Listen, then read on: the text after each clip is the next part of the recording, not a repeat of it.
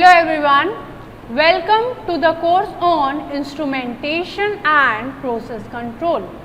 Myself Neeti Mehta, Assistant Professor at Chemical Engineering Department, LJIET Institute of Engineering and Technology. So, let's just start with our topic, which is control system. We have already seen what is importance of control system in our industry and in our day-to-day life, correct? We have also seen that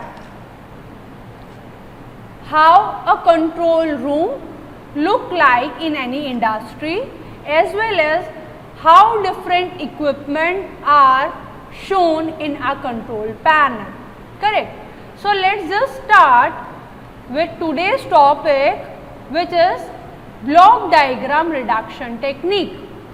So, basically what we are going to learn today is we will be learning different rules which are associated with reduction of block diagram, correct?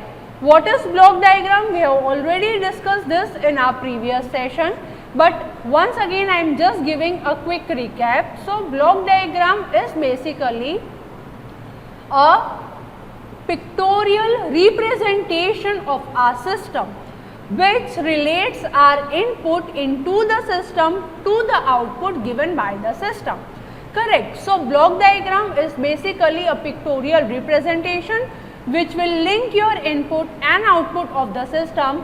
Along with that, it also relates various parameters which are associated with it, correct? So, in general, there are so many different elements which are connected either in series or in parallel to form a system or to form a pictorial representation of our system. But we cannot solve them quite easily. To understand how to solve them, we first understand how to reduce different types of block arrangement to get simpler form of block diagram. So, rule number 1 for this is, if our blocks are in cascade arrangement, right? So, what we can do is we can simply multiply the transfer function of individual blocks to get the overall block diagram. So, if you can see, this is G1, that is first block of my system, and its output is given as input in the second block, which is G2, and that is giving us our desired output, which is CS, correct? So, RS, that is, this is our set point and this is our desired value. So, if I want to reduce this particular block diagram, what I can do is, if we need to reduce this, we can simply multiply the transfer function of both the blocks. So, the resultant block diagram or simplified form of block diagram can be written as G1 into G2, correct?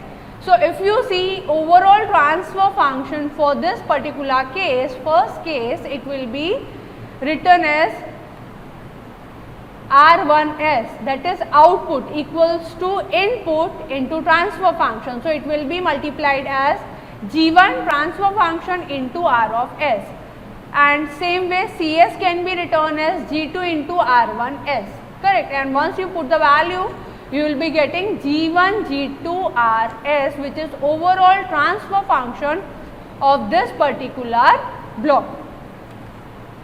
If you write it for the reduced form, it will directly be written as CS equals to G1 G2 into R of S. So, as you can see, the final transfer function will be same in both the cases because both will behave in the same pattern, correct? Now, if suppose we are having 3 different blocks which are arranged in series, so what we can do is, if we need to find equivalent, we can simply multiply or we can simply take product of their transfer function of individual transfer function of block, correct. So the overall transfer function can be written as G1 into G2 into G3, which is this way, right. Now in the next example, as you can see here, our input is R of S, our desired output is C of S. In between them we are having three different blocks, G1, G2 and G3.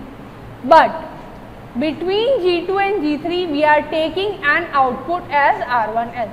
So how can I reduce this given block diagram in the simpler form? So for reducing this, if we want to find equivalent, can this be the desired answer? No, because between G2 and G3 there is one output which is being withdrawn. So this is the correct way of writing this particular block diagram. You can multiply G1 and G2, or you can take product of two block diagram, that is G1 and G2. But for G3 you need to keep a separate block, correct. Now moving to the next rule, which is rule number 2. So in case of rule number 2, what it is saying that rule number 2 is for block which are arranged in parallel, right. It is for parallel arrangement. As you can see here, if I give the input of RS, RS is our desired input and CS is our desired output. So these blocks are arranged in parallel. So how to determine the reduced form of this particular block diagram? So for that, what we can do is, first let us determine the overall transfer function for this particular given block. If you need to determine overall transfer function for this block, it can be written in the form of CS equals to R1S R2S plus R3S, which is again equals to G1RS minus G2RS plus G3RS, correct. And in the simplest form it can be written as G1 minus G2 plus G3R of S. Now if we want to reduce it, it can be reduced in its mathematical form. What we can do is we can add it algebraically. So those blocks which are positive, we will put positive sign there, and those blocks which are showing the negative sign will be subtracted. So if you can see, G1 is coming to be positive here. So G1 is positive, G2 is coming to be negative, correct. So G2 is written as negative here, G3 is again positive, so G3 is positive. So the overall transfer function can be found by writing G1 as positive minus G2 because it is showing the negative sign, and G3 is again positive. So overall transfer function can simply be determined as CS upon RS equals to G1 minus G2 plus G3, correct. Now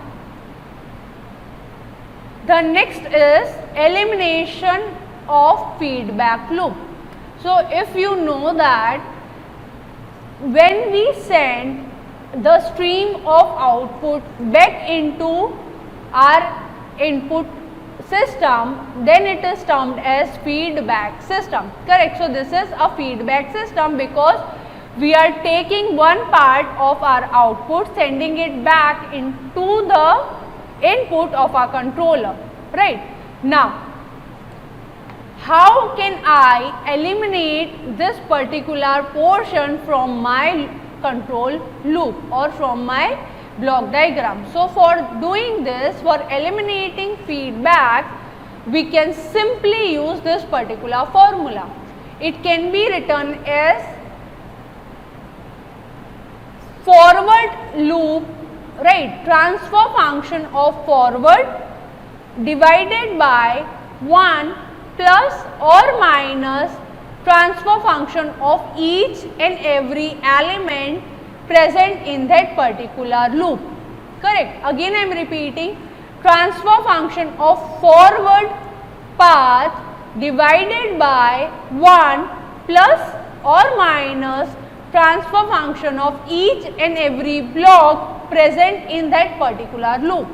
So if you remember, forward path we have already covered in our last session. Forward path refers to when you are traveling from inlet or when you are traveling from input towards output, that is our forward path, right. So whatever transfer function of block coming in our forward path, so it is only one transfer function, which is g. So we have put g in our numerator divided by 1 plus or minus all the transfer function of loop which are available on our entire loop. So there are two transfer functions which are present in our given loop. One is g, another one is h. So it is written as g into h. Now one thing comes into our mind, when to use plus and when we should use minus. So the sign of using either plus or minus depends on the sign of our feedback, whether it is a negative feedback system or it is a positive feedback system. Correct. So overall transfer function in general for elimination of feedback loop can be given by Cs upon Rs equals to G upon 1 plus minus GH, right. Transfer function of forward path upon transfer function of all the elements which are present in our loop. So 1 plus or minus transfer function of all the elements which are present in our loop. So let's just see when to select a transfer function of negative loop. Suppose this is the negative loop which is given to us. So when I need to select this negative loop sign, whenever we are having a negative feedback system, then the sign in denominator will be positive. Again I am repeating, whenever this particular feedback which we are drawing from our output and sending it into the control loop, whenever the sign corresponding to this is minus, then we are considering it as a negative feedback system. Correct. And in negative feedback system, the sign in the denominator will be positive. Always remember, the sign in the denominator of overall transfer function will be positive. So this is the formula which is used to indicate negative feedback system. Cs upon Rs equals to G upon 1 plus GH, right. Now let's see how we can prove it. So you can simply write E as R minus B. Again, C can be written as G into E because C is the output, right. So C can be written as G into E. You can substitute the value of E here. E can be written as R minus B of S. So you can write here R minus B of S. So GR minus GP, correct. Now we all know that B of S equals to H into CS. Why B of S equals to H into CS? Because H is the transfer function of measuring element and B is output given by measuring element, whereas C is the input to the measuring element, right. So CS can be written as, substituting the values here, you can get G R of S minus G H C of S.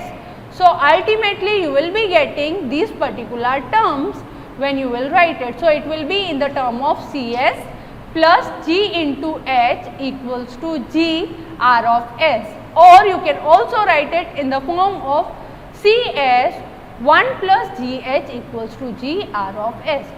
So this is all about transfer function and negative feedback system, right. We have covered two laws right now, and the next part of this session will be covered in our next session, right? We will be covering positive feedback system in our next lecture. Hope the things are clear. Thank you.